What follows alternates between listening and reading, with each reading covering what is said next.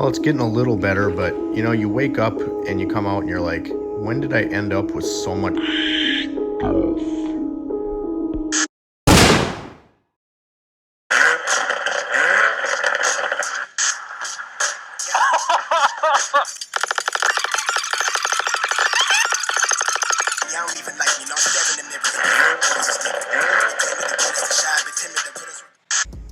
Why, hello there. What's going on, you guys? We're back in the shop for another video. So today I wanted to take you through a little bit of a tool talk and just give you an update on the MaxJax lift. It is no longer leaking. So what we went ahead and did with that, this was the third time we have had this thing torn apart. The instructions are horrible. You guys, I said this last week, I love this lift. The quality of the physical product is great, but the instructions sucked. I got the runaround when it was getting delivered. It was 2 months late.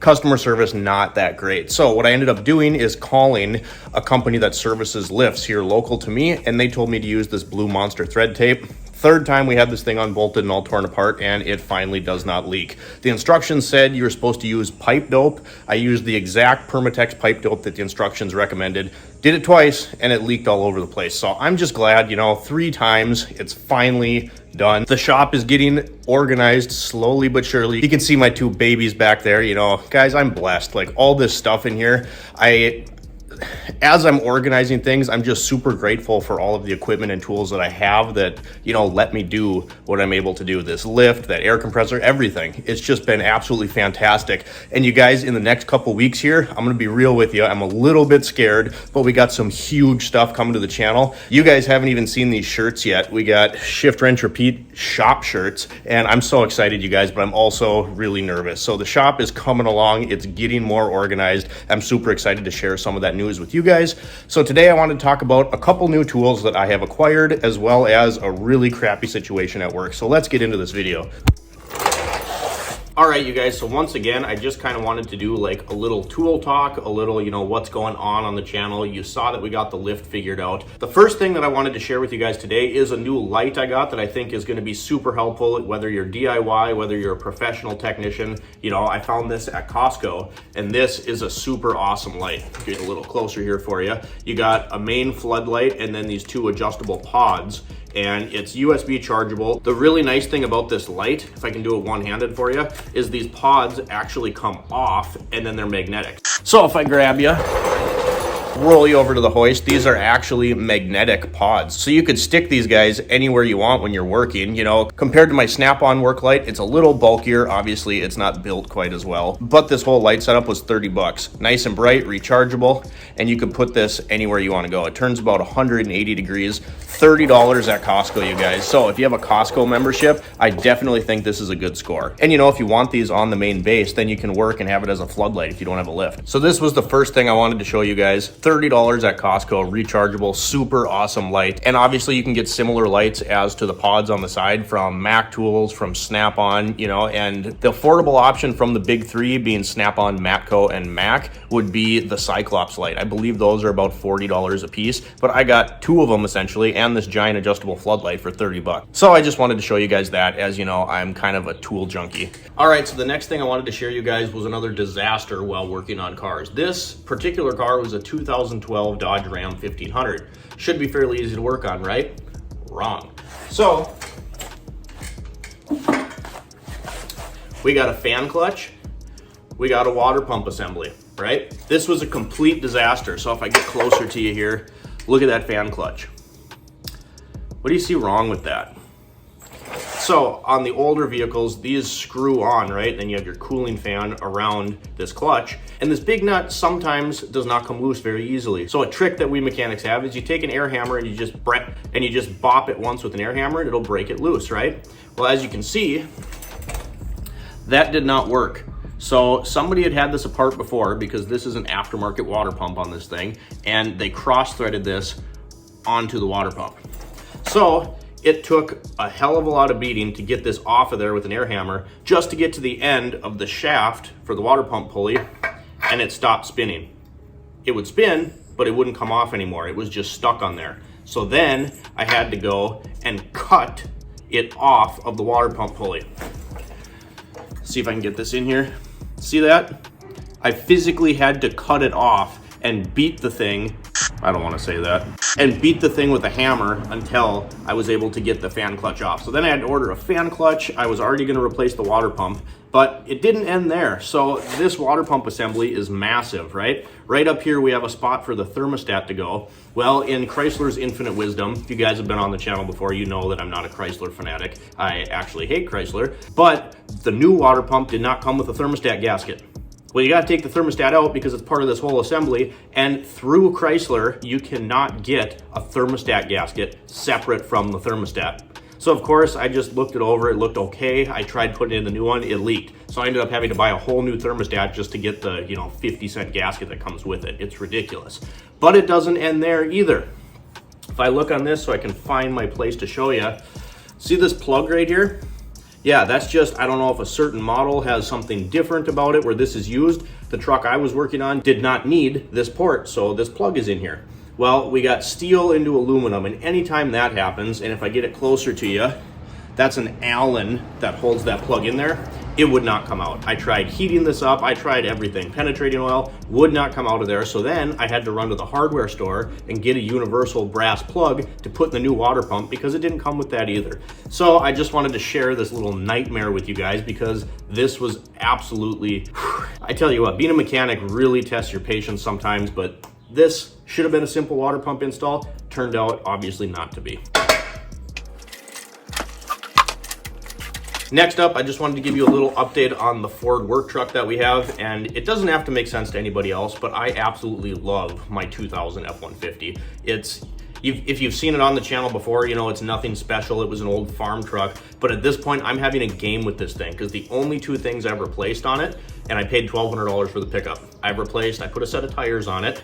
I replaced the blower motor, which was stamped from 2000, so it was original, which, whatever, can't even be mad, 50 bucks. And I put a junkyard AC compressor on it because the bearing and the pulley wore out and it was shaking all over the place, 60 bucks for that. So AC compressor, blower motor. We're gonna do some routine maintenance on that thing.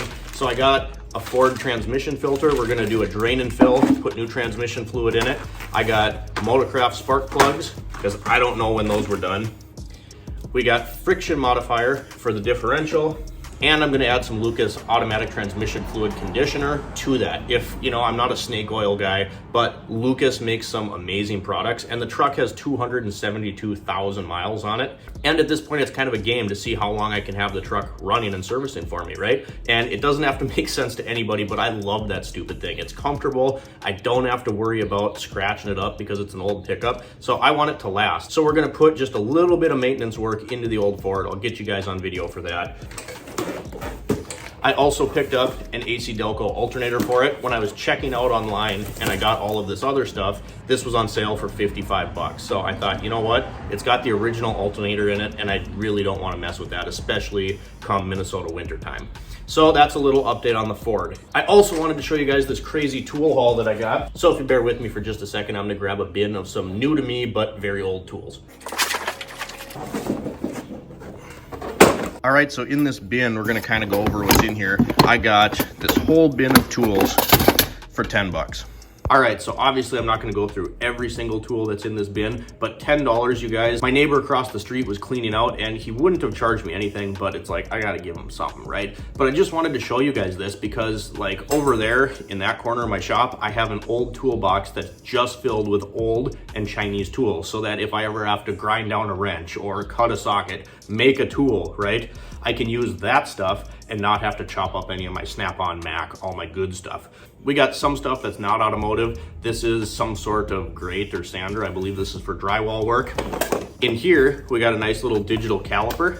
So that was pretty nice. These are always useful and handy. Even had good batteries in it. This was a really good one. We got this old skill drill, right? It's the old style with, obviously it's corded, and he was gonna throw this away. And I said, well, can I see that? And he goes, oh, that's garbage. I plugged it in, it works, and it's a hammer drill. So you can put a chisel bit in here and then switch the function of the drill so you can use it as essentially, the same function as an air hammer. So again, really cool. Sometimes having a corded drill is super nice because you don't have to burn through batteries all the time. So again, part of the $10 bundle,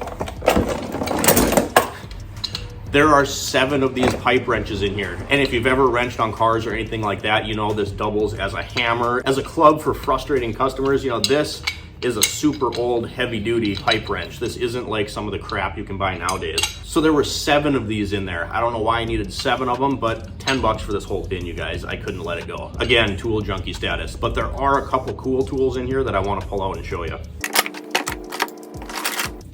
This is what I mean, super old school. Look at that. That is like a super old pipe wrench. This was one of the cool pieces I found. I'll give you $5 if you know what this is. This is an old soldering iron. Yeah, wooden handle and all. So what you would do is heat up the tip and then you could solder. So there were probably dinosaurs roaming the earth when this thing was used, but super cool just to see it, you know, and understand that, you know, things weren't always as easy as they are now. I need a soldering iron now. I go grab my Milwaukee battery powered solder gun and that thing is fantastic. A couple more things in here. Here it is. Here's what I wanted to show you. What do you think this is?